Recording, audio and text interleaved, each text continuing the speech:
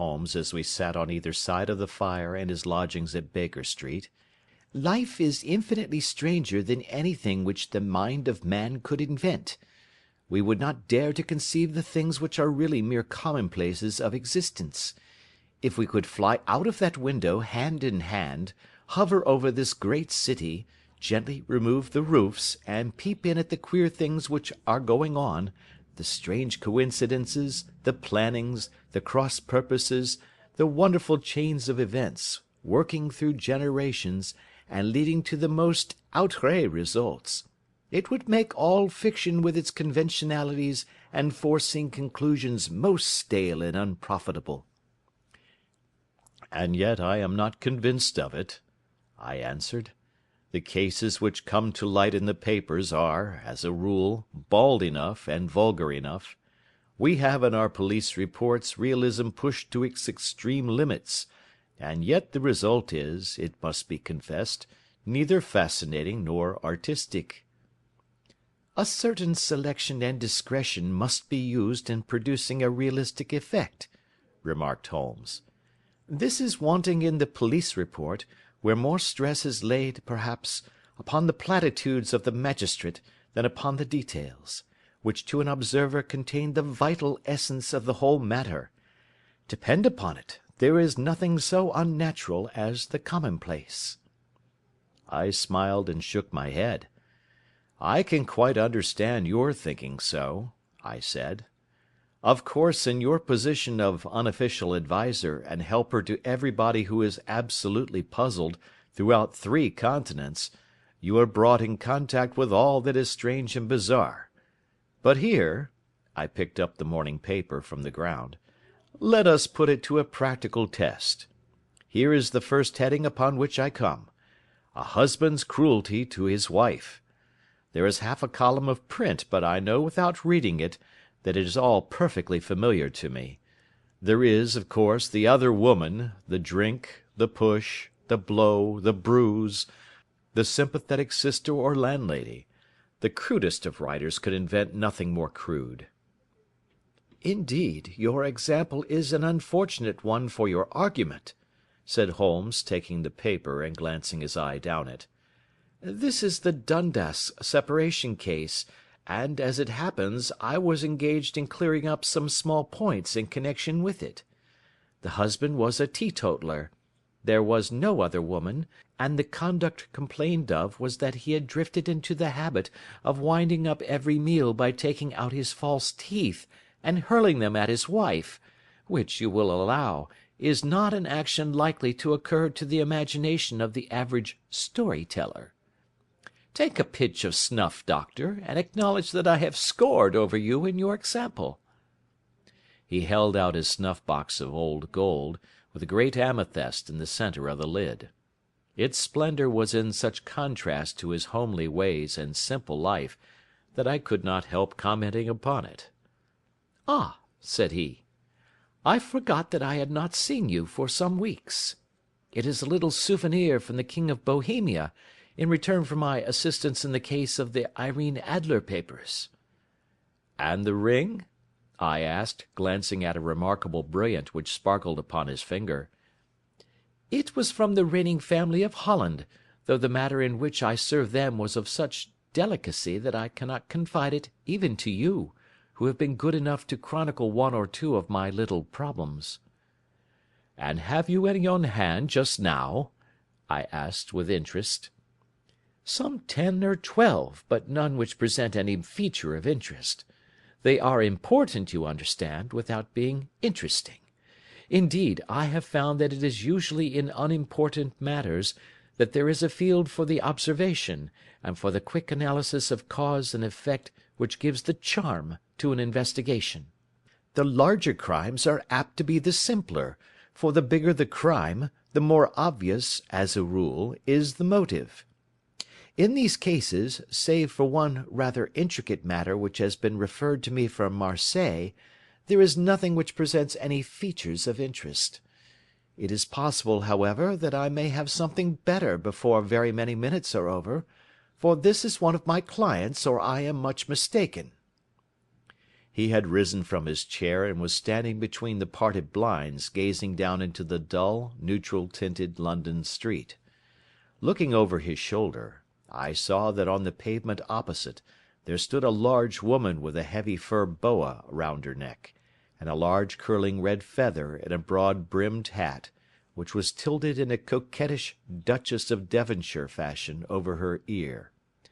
From under this great panoply she peeped up in a nervous, hesitating fashion at our windows, while her body oscillated backward and forward, and her fingers fidgeted with her glove buttons.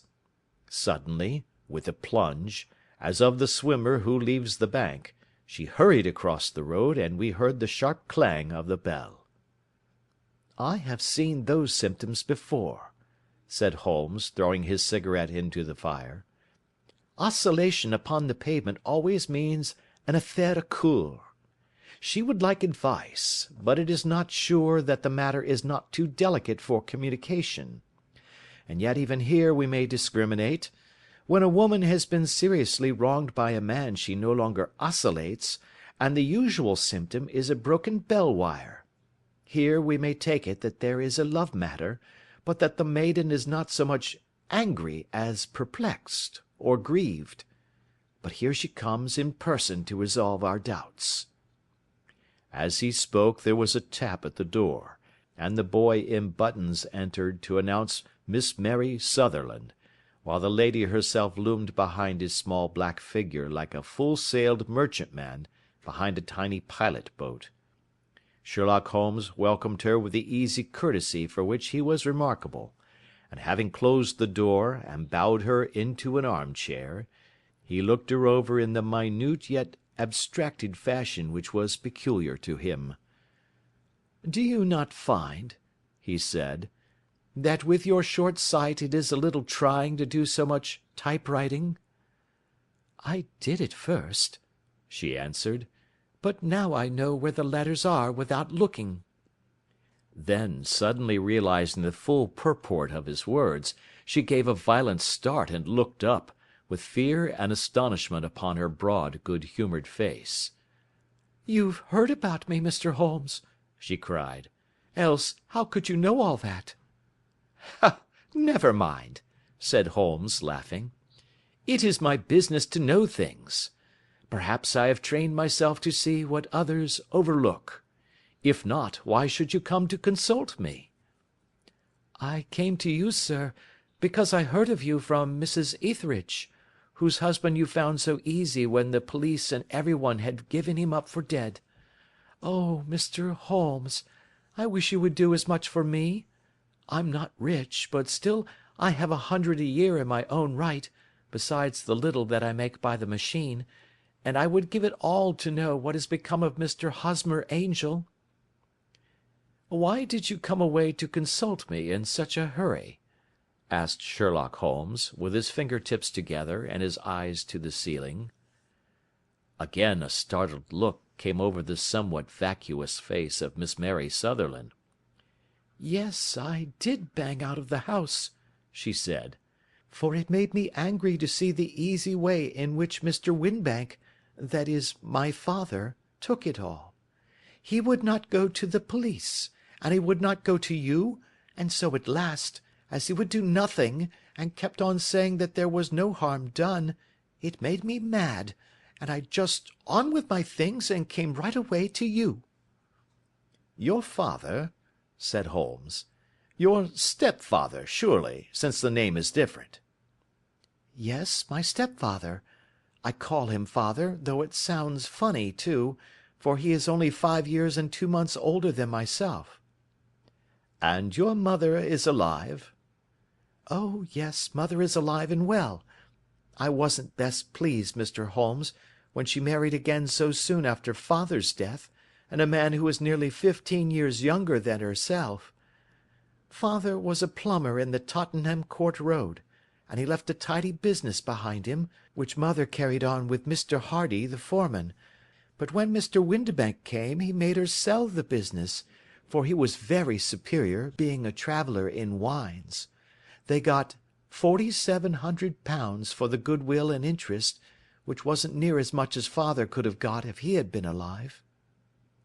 I had expected to see Sherlock Holmes impatient under this rambling and inconsequential narrative, but, on the contrary, he had listened with the greatest concentration of attention. "Your own little income," he asked, "does it come out of the business?" "Oh, no, sir. It is quite separate and was left me by my Uncle Ned in Auckland. It is in New Zealand stock, paying 4½ per cent. £2,500 was the amount, but I can only touch the interest." "You interest me extremely," said Holmes, "and since you draw so large a sum as 100 a year, with what you earn into the bargain, you no doubt travel a little and indulge yourself in every way. I believe that a single lady can get on very nicely upon an income of about £60. "I could do with much less than that, Mr. Holmes, but you understand that as long as I live at home I don't wish to be a burden to them, and so they have the use of the money just while I am staying with them. Of course, that is only just for the time. Mr. Windibank draws my interest every quarter and pays it over to mother, and I find that I can do pretty well with what I earn at typewriting. It brings me twopence a sheet, and I can often do from 15 to 20 sheets in a day." "You have made your position very clear to me," said Holmes. "This is my friend, Dr. Watson, before whom you can speak as freely as before myself. Kindly tell us now all about your connection with Mr. Hosmer Angel." A flush stole over Miss Sutherland's face, and she picked nervously at the fringe of her jacket. "I met him first at the gasfitters' ball," she said. "They used to send father tickets when he was alive, and then afterwards they remembered us, and sent them to mother. Mr. Windibank did not wish us to go. He never did wish us to go anywhere. He would get quite mad if I wanted so much as to join a Sunday school treat. But this time I was set on going, and I would go, for what right had he to prevent? He said the folk were not fit for us to know, when all father's friends were to be there, and he said that I had nothing fit to wear, when I had my purple plush that I had never so much as taken out of the drawer. At last, when nothing else would do, he went off to France upon the business of the firm, but we went, mother and I, with Mr. Hardy, who used to be our foreman, and it was there I met Mr. Hosmer Angel." "I suppose," said Holmes, "that when Mr. Windibank came back from France, he was very annoyed at your having gone to the ball." "Oh, well, he was very good about it. He laughed, I remember, and shrugged his shoulders, and said there was no use denying anything to a woman, for she would have her way." "I see. Then at the gasfitters' ball you met, as I understand, a gentleman called Mr. Hosmer Angel." "Yes, sir. I met him that night, and he called next day to ask if we had got home all safe, and after that we met him. That is to say, Mr. Holmes, I met him twice for walks, but after that father came back again, and Mr. Hosmer Angel could not come to the house any more." "No?" "Well, you know father didn't like anything of the sort. He wouldn't have any visitors if he could help it, and he used to say that a woman should be happy in her own family circle. But then, as I used to say to mother, a woman wants her own circle to begin with, and I had not got mine yet." "But how about Mr. Hosmer Angel? Did he make no attempt to see you?" "Well, father was going off to France again in a week, and Hosmer wrote and said that it would be safer and better not to see each other until he had gone. We could write in the meantime, and he used to write every day. I took the letters in the morning, so there was no need for father to know." "Were you engaged to the gentleman at this time?" "Oh, yes, Mr. Holmes, we were engaged after the first walk that we took.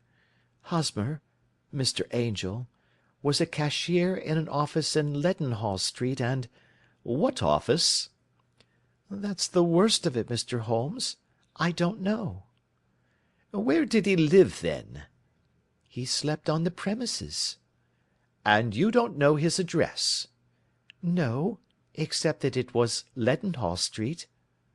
Where did you address your letters, then?"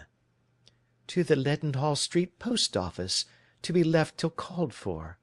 He said that if they were sent to the office he would be chaffed by all the other clerks about having letters from a lady, so I offered to typewrite them, like he did his, but he wouldn't have that, for he said that when I wrote them they seemed to come from me, but when they were typewritten he always felt that the machine had come between us.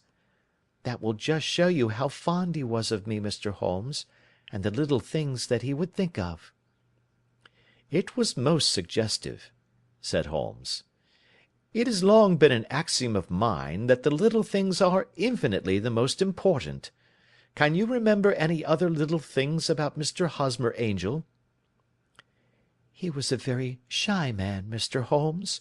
He would rather walk with me in the evening than in the daylight, for he said that he hated to be conspicuous. Very retiring and gentlemanly he was. Even his voice was gentle. He'd had the quinsy and swollen glands when he was young, he told me, and it had left him with a weak throat and a hesitating, whispering fashion of speech. He was always well dressed, very neat and plain, but his eyes were weak just as mine are, and he wore tinted glasses against the glare." "Well, and what happened when Mr. Windibank, your stepfather, returned to France?" "Mr. Hosmer Angel came to the house again, and proposed that we should marry before father came back. He was in dreadful earnest, and made me swear, with my hands on the testament, that whatever happened I would always be true to him. Mother said he was quite right to make me swear, and that it was a sign of his passion. Mother was all in his favour from the first, and was even fonder of him than I was. Then, when they talked of marrying within the week, I began to ask about father, but they both said never to mind about father, but just to tell him afterwards, and mother said she would make it all right with him. I didn't quite like that, Mr. Holmes. It seemed funny that I should ask his leave, as he was only a few years older than me, but I didn't want to do anything on the sly, so I wrote to father at Bordeaux, where the company has its French offices, but the letter came back to me on the very morning of the wedding." "It missed him, then?" "Yes, sir, for he had started to England just before it arrived." "Ha! That was unfortunate. Your wedding was arranged, then, for the Friday. Was it to be in church?" "Yes, sir, but very quietly. It was to be at St. Saviour's, near King's Cross, and we were to have breakfast afterwards at the St. Pancras Hotel. Hosmer came for us in a hansom, but as there were two of us, he put us both into it and stepped himself into a four-wheeler, which happened to be the only other cab in the street. We got to the church first, and when the four-wheeler drove up we waited for him to step out, but he never did, and when the cabman got down from the box and looked, there was no one there. The cabman said that he could not imagine what had become of him, for he had seen him get in with his own eyes. That was last Friday, Mr. Holmes, and I have neither seen nor heard anything since then to throw any light upon what has become of him." "It seems to me that you have been very shamefully treated," said Holmes. "Oh, no, sir. He was too good and kind to leave me so. Why, all the morning he was saying to me that, whatever happened, I was to be true, and that even if something quite unforeseen occurred to separate us, I was always to remember that I was pledged to him, and that he would claim his pledge sooner or later. It seemed strange talk for a wedding morning, but what has happened since gives a meaning to it." "Most certainly it does. Your own opinion is, then, that some unforeseen catastrophe has occurred to him?" "Yes, sir. I believe that he foresaw some danger, or else he would not have talked so, and then I think that what he foresaw happened." "But you have no notion as to what it could have been?" "None." "One more question. How did your mother take the matter?" "She was angry, and said that I was never to speak of the matter again." "And your father? Did you tell him?" "Yes, and he seemed to think, with me, that something had happened, and that I should hear of Hosmer again. As he said, what interest could any one have in bringing me to the doors of the church, and then leaving me? Now, if he had borrowed my money, or if he had married me and got my money settled on him, there might be some reason, but Hosmer was very independent about money, and never would look at a shilling of mine. And yet, what could have happened? And why could he not write? Oh, it drives me half mad to think of it, and I can't sleep a wink at night." She pulled a little handkerchief out of her muff, and began to sob heavily into it. "I shall glance into the case for you," said Holmes, rising, "and I have no doubt that we shall reach some definite result. Let the weight of the matter rest upon me now, and do not let your mind dwell upon it further. Above all, try to let Mr. Hosmer Angel vanish from your memory, as he has done from your life." "Then you don't think I'll see him again?" "I fear not." "Then what has happened to him?" "You will leave that question in my hands. I should like an accurate description of him, and any letters of his which you can spare." "I advertised for him in last Saturday's Chronicle," said she. "Here is the slip, and here are 4 letters from him." "Thank you. And your address?" "Number 31 Lion Place, Camberwell." "Mr. Angel's address you never had, I understand. Where is your father's place of business?" "He travels for Westhouse and Marbank, the great claret importers of Fenchurch Street." "Thank you. You have made your statement very clearly. You will leave the papers here, and remember the advice which I have given you. Let the whole incident be a sealed book, and do not allow it to affect your life." "You are very kind, Mr. Holmes, but I cannot do that. I shall be true to Hosmer. He shall find me ready when he comes back." For all the preposterous hat and the vacuous face, there was something noble in the simple faith of our visitor which compelled our respect. She laid her little bundle of papers upon the table and went her way, with a promise to come again whenever she might be summoned. Sherlock Holmes sat silent for a few minutes with his finger-tips still pressed together, his legs stretched out in front of him, and his gaze directed upward to the ceiling.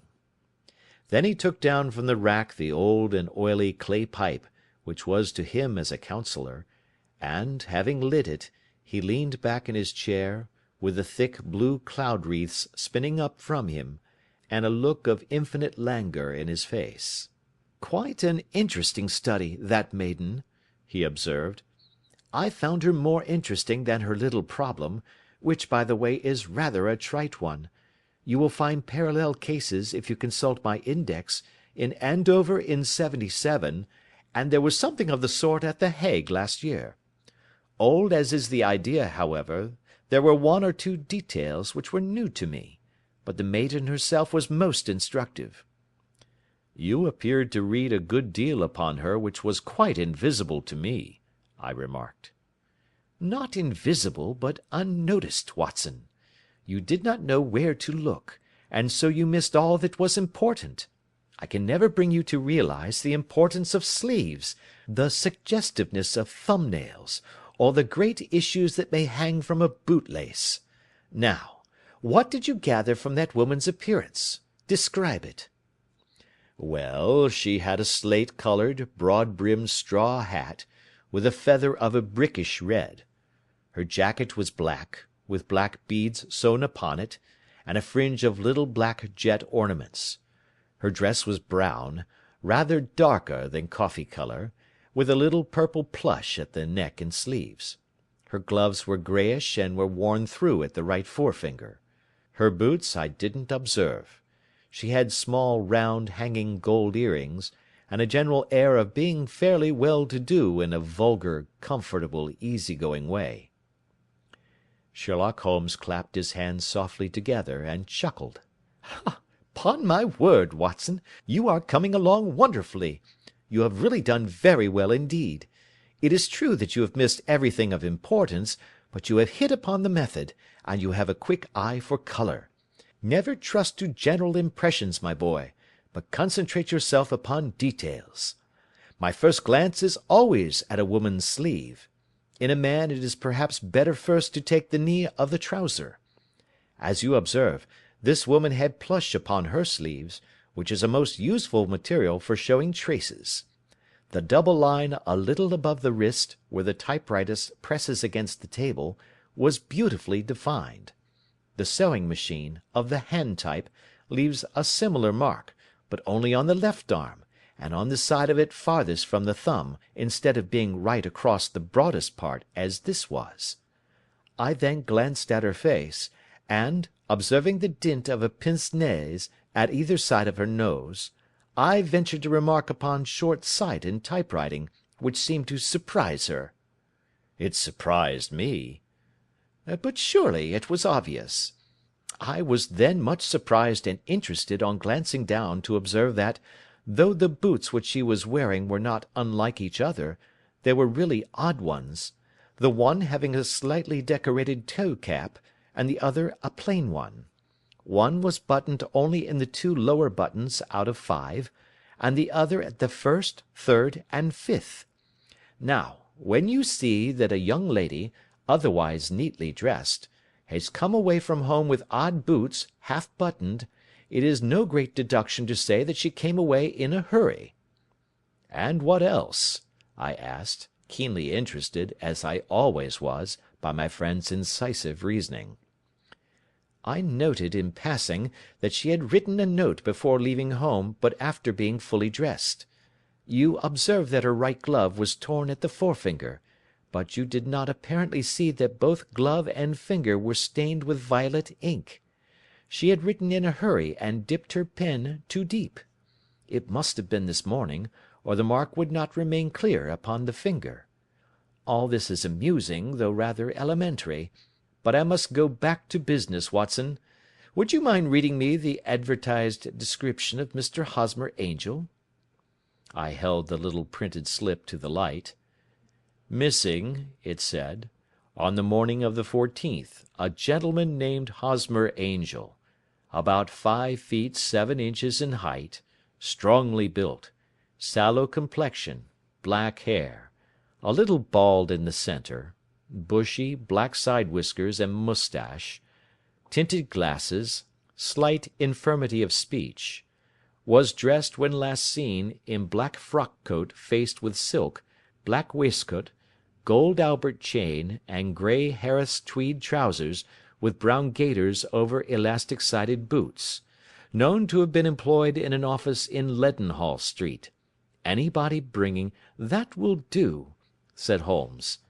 "As to the letters," he continued, glancing over them, "they are very commonplace. Absolutely no clue in them to Mr. Angel, save that he quotes Balzac once. There is one remarkable point, however, which will no doubt strike you." "They are typewritten," I remarked.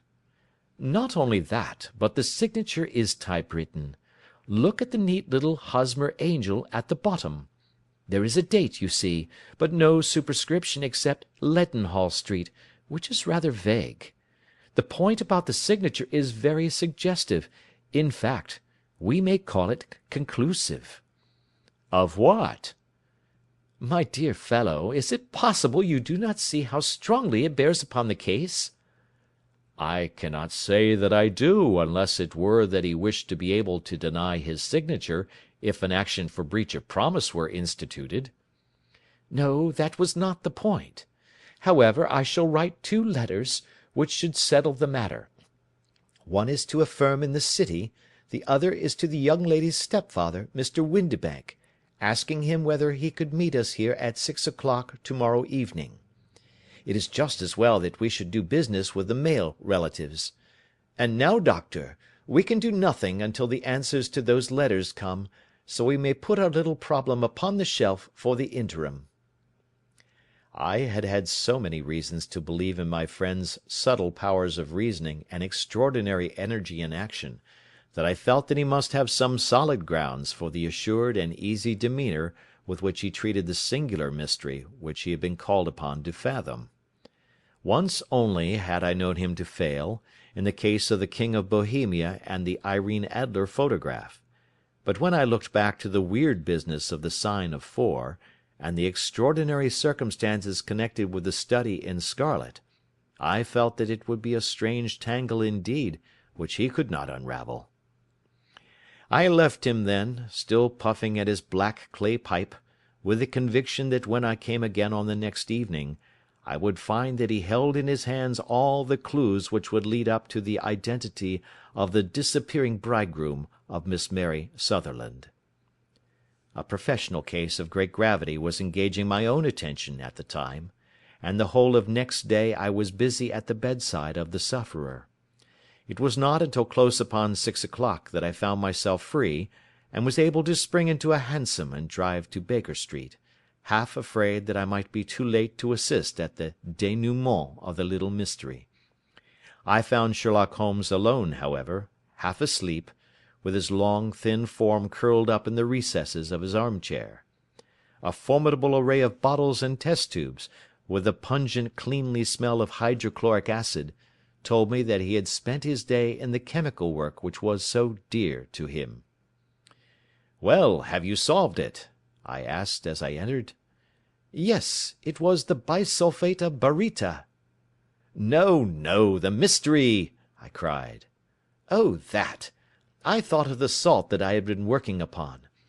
There was never any mystery in the matter, though, as I said yesterday, some of the details are of interest.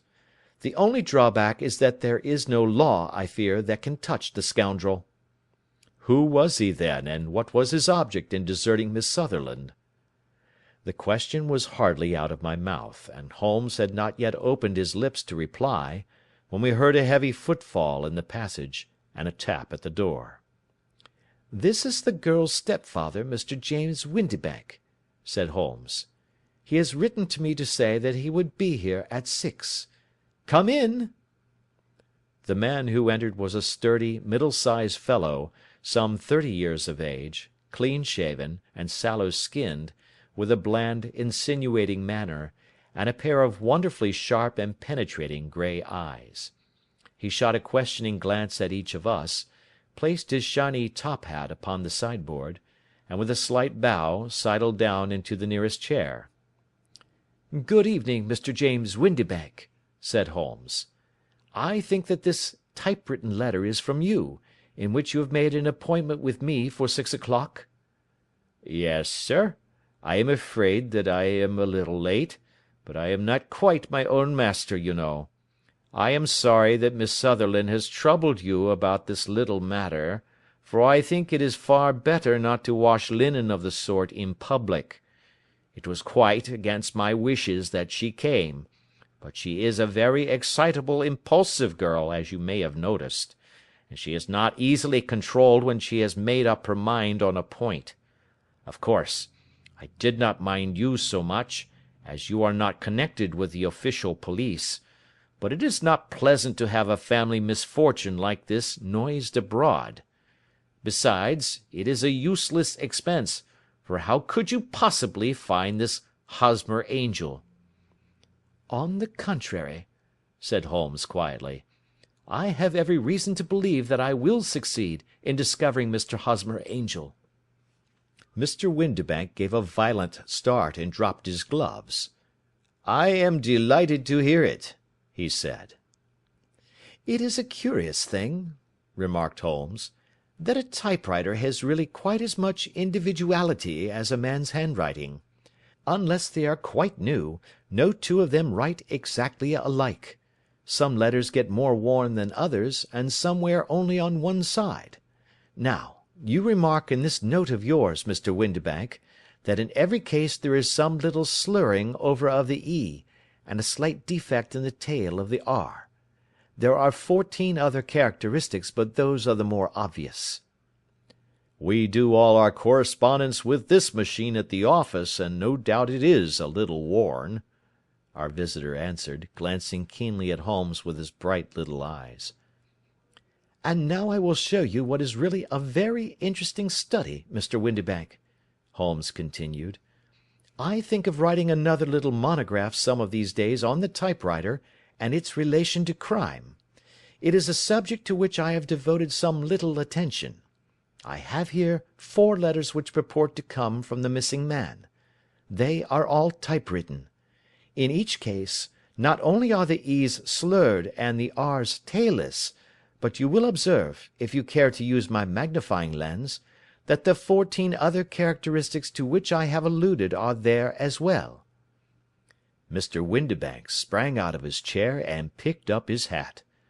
"I cannot waste time over this sort of fantastic talk, Mr. Holmes," he said. "If you can catch the man, catch him, and let me know when you have done it." "Certainly," said Holmes, stepping over and turning the key in the door. "I let you know then that I have caught him." "What? Where?" shouted Mr. Windibank, turning white to his lips and glancing about him like a rat in a trap.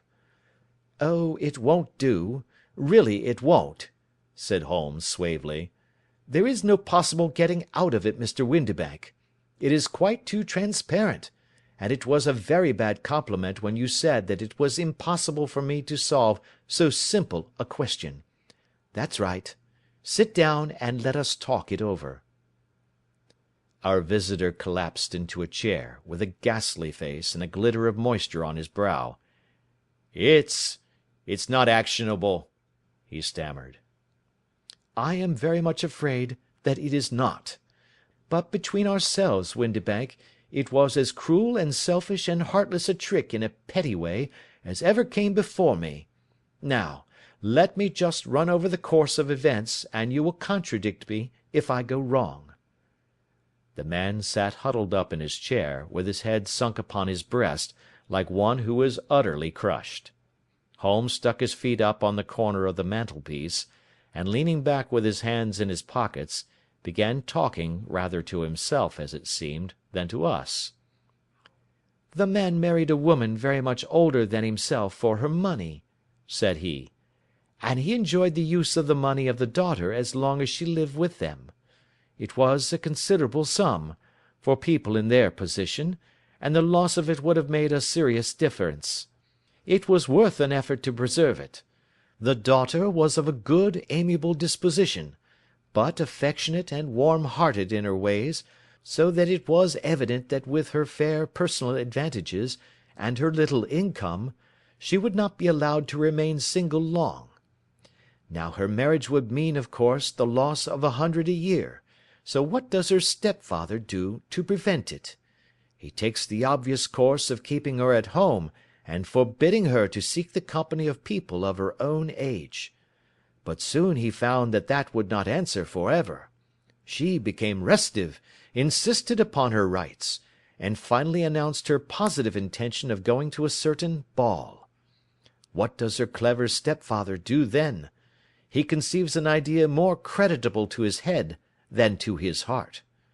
With the connivance and assistance of his wife, he disguised himself, covered those keen eyes with tinted glasses, masked the face with a moustache and a pair of bushy whiskers, sunk that clear voice into an insinuating whisper, and doubly secure on account of the girl's short sight, he appears as Mr. Hosmer Angel, and keeps off other lovers by making love himself."